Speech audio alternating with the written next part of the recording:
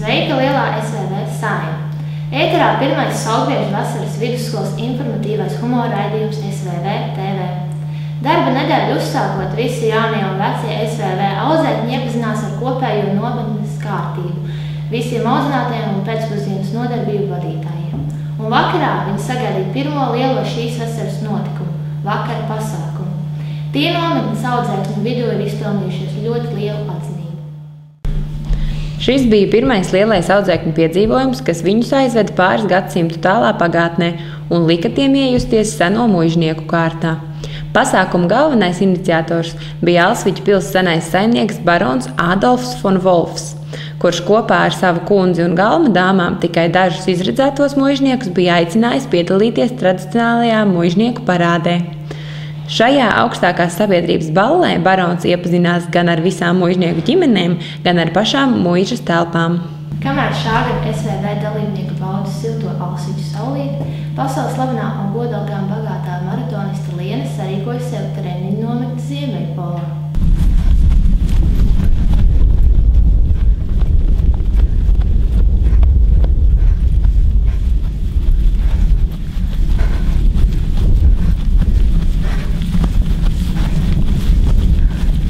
Līdz mums pat nonākuši ziņas, ka viņai tur izdevies sastapties ar vienu no lielākajiem polārlāčiem.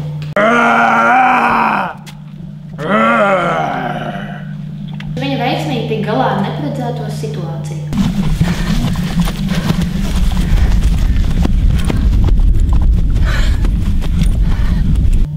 Gluži kā katru gadu, arī šogad pie folkloras mācīšanās ir ķēries īpašais SVV skolotājs Uldis. Saspringtajā dienas ritmā viņš tomēr izbrīvēja pāris minūtes savu dārgā laika, lai iepazīstinātu mūs ar savu pieredzi, ko viņš krājis visu šo gadu laikā. Kāda ir jūsu vēsture SVV? Mana vēsture, es jau strādāju 7. vasaru ar SVV jauniešiem, un iesākums bija Ērgļos jau 7 gadus atpakaļ. Skaidrs. Un kāda ir audzēkņu attieksme pret folkloras mācību stundām? Parasti folkloras mācība vispār patīk, jo es cenšos piemeklēt tādus interesantus uzdevumus, lai nebūtu tikai tāda sausā mācība, lai būtu arī kaut kas interesants tieši. Ko jūs domājat par skolēnu un audzinātāju attiecībām?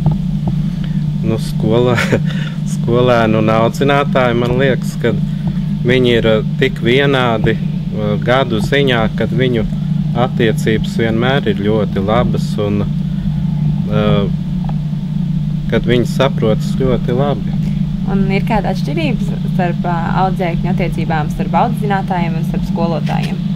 Man liekas, ka no skolotājiem nedaudz skolēni tā kā jāaiziet uz vakara pasākumiem, tad viņi tā nedaudz saraujās, tā kā kautrējās no skolotājiem. Tāda tomēr ir distance nedaudz tiek ieturēta. Vai jums ir bijusi kāda īpaša saikne ar kādu audzēkņu šo gadu laikā? Jā, ir bijis, kad kāds skolēns iepatīkas vairāk, tādēļ, ka viņa tā attieksme ir pret priekšmetu, viņš izrāda attieksmi lielāku. Piemēram, pagājuši gadu bija tāds skolēns Toronto, viņam ļoti patika manas stundas un līdz ar to, protams, veidojas tādas apusējas simpātijas. Un ko jūs sagaidāt no šī gada SVV 3 nedēļām? Es ceru, ka nedēļas būs skaistas, saulainas un radoša gara pilnas. Šis gads nometnē solās būt īpaši aktīvs, jo mūsu lielajai ģimenei ir pievienojusies jaunā un daudzsološā sporta skolotāja Una, kura solās parūpēties par to, lai nevienam nebūtu garlaicīgi un neviens nesēdētu dīkā. Turpinājumā intervija ar komandas Zebiekstītes galveno spēlētāju Renāru, kas varonīgi veda savu komandu pretī uzvarai. Čau, Renār! Čau, Liene! Tātad lūdzu pastāst, kas šeit īsti notiek? Šeit ir ļoti tāda sīva cīņa starp zebiekstīšiem un jurīšiem.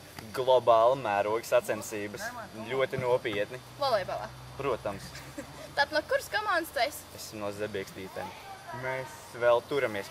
Mēs vēl turamies, bet Kāds izredzes domā, kā jums būs? mēs pagaidām vēl varam uzvarēt. Mums tā liekas vismaz, bet gan jau. Kā laiks ietekmē jūs? Viss kārtībā? Saulīt spīd, viss ir silti, bet nu tad jau. Publika, kāda publika? Publikas ovācijas ir vienkārši nerimstošas. Mēs tādu atbalstu gūstam no viņām. Mēs jūtamies kā debesīs. Un meitenes? Meitenes ir vienkārši perfektas. Labi, paldies, Renār. Labi, viss labi. Tā biju es, SVV TV Liena. Paldies, ka skatījāties! Tiksimies nākošreiz!